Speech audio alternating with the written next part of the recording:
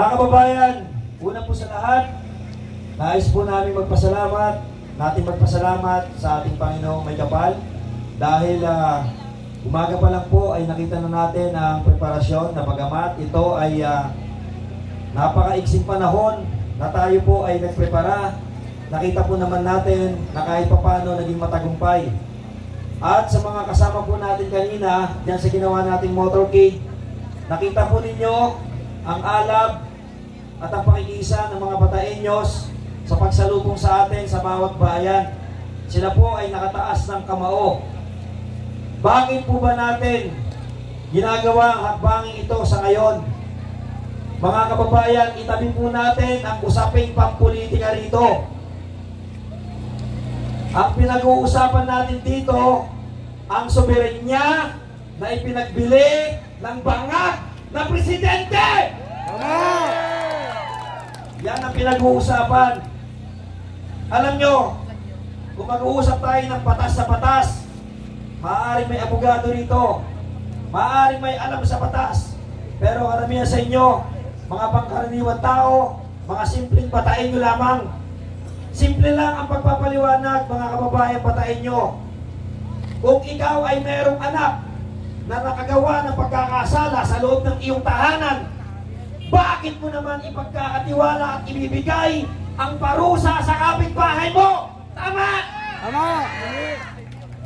Ang ginawa kay Pangulong Rodrigo Roa Duterte ay isang bagay na maituturing natin pinakamataas na antas ng pagtataksil.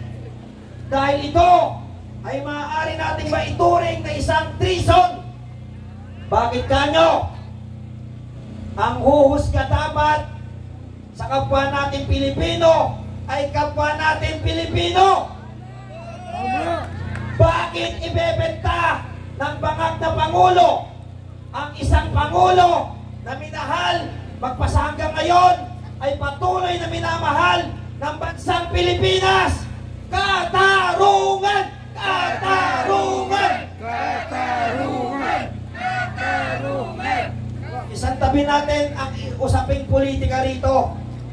Pero mga kababayan, pansinin po ninyo, kaliwat kanan, buong Pilipinas, maging sa ibang panig ng mundo, sumisigaw ang mga tao, Duterte! Duterte! Duterte! Duterte! Duterte! Mga kababayan Bataeño, kahit na tayo ay pusalan, kahit na tayo ay ilayo sa kabiasnan, hindi tayo papayag. Mauulit ang hakbang ito ng maisog, sapagkat naniniwala tayo, marami tayong mga kababayan ang nandyan sa iba't ibang bayan, 12 bayan ng Bataan, ang gustong magpunta sa atin. Tama? Tama! Tignan ninyo ang ating itsura dito. O konti lamang ang nakaririnig. Bakit? Bakit ganon? Bakit tila ba tayo ay sinisikil ang ating mga karapatan? Papayag ba tayo na tayo ay supilin? Hindi! Mauulit ang hakbang ng maisog.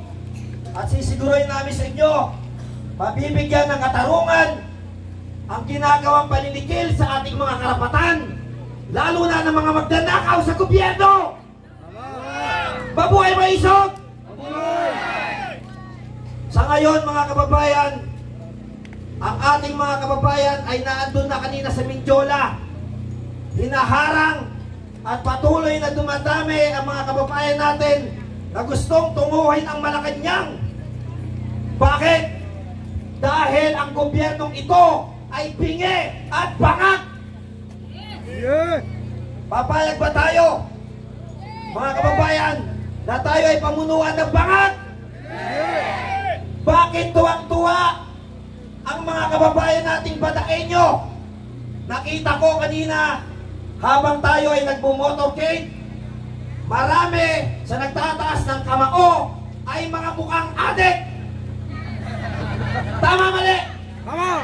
Pero bakit nila tinataas ang kanilang kamao?